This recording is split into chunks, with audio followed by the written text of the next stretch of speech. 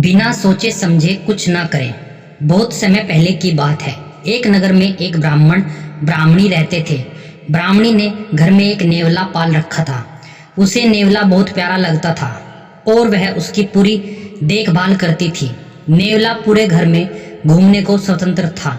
कुछ समय पश्चात ब्राह्मणी के घर में एक लड़का पैदा हुआ। तब ब्राह्मण ने अपनी पत्नी से कहा, देखो, हमारे घर में एक प्यारे से बच्चे ने जन्म लिया है। अब इस नेवले को घर से निकाल देते हैं, कहीं यह नेवला अपने बच्चे को नुकसान ना पहुंचा दे। ब्राह्मणी ने ब्राह्मण की बात नहीं मानी, क्योंकि उसे नेवला बहुत प्यारा था। नेवला घर में पहले जैसे ही रहने लगा। ब्राह्मणी अपने बेटे के साथ साथ उस नेवले का भी पूरा ख्याल रखती थी। धीरे धीरे समय गुजरने लगा। एक दिन ब्राह्मणी पास के कुएं से पानी लेने गई। बच्चा घर पर पालने में सो रहा था और नेवला पास में ही आराम कर रहा था। इतने में कहीं से सांप आया और बच्चे के पालने की तरफ बढ़ने लगा। नेवले ने सांप को बच्चे की तरफ आते देखकर वह सतर्क हो गया। नेवला तो वैसे भी सांप का दुश्मन होता है। नेवला सांप के ऊपर टूट पड़ा। बहुत देर सांप से लड़ाई करने के बाद नेवले ने सांप के टुकड़े टुकड़े कर दिए। इस कारण घर में सब तरफ खून के छींटे बिखर गए। नेवले का मुंह भी खून से भर गया।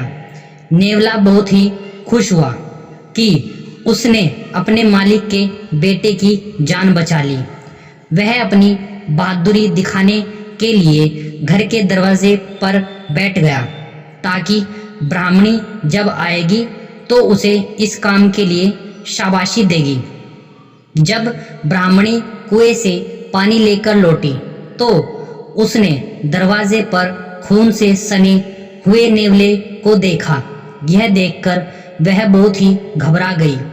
उसे विचार आया कि इस दुष्ट नेवले ने मेरे बेटे को मार दिया है, इसलिए वह गुस्से से आग बबूला हो गई। उसने अपने पानी से भरे हुए घड़े को नेवले के ऊपर जोर से पटक दिया। नेवला तुरंत ही मर गया। ब्राह्मणी रोती हुई घर के अंदर भागी। अंदर उसने देखा बच्चा तो आराम से पालने में सो रहा था और पास में ही मरे हुए सांप के टुकड़े पड़े हुए थे। यह देखते ही उसे अपनी भूल मालूम हुई। ब्राह्मणी अब पछताने लगी कि नेवले के अच्छे काम के बदले मैंने उसकी जान ले ली। ब्राह्मण जब शाम को घर लौटा तो उसे सारी बात बताई। उसने ब्राह्मणी से कहा, बिना सोचे विचारे जो काम किया जाता है उसका ऐसा ही परिणाम होता है। दोस्तों, हमारे जीवन में भी बहुत सारे पल ऐसे आते हैं जिससे हम आवेश में आ जाते हैं।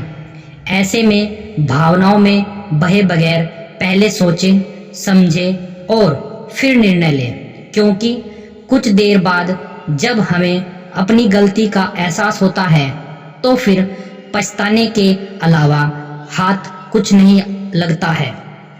दोस्तों, आशा करता हूँ यह कहानी आपको ज़रूर पसंद आई होगी। कहानी के बारे में अपनी राय हमें कमेंट करके ज़रूर बताएं।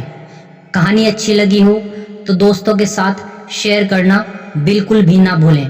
चैनल पर पहली बार आए हैं तो चैनल को सब्सक्राइब और बेल आइकन को ज़रूर से दबा लें, जिससे आगे आने वाली कहानी सबसे पहले आप सभी को मिल सके।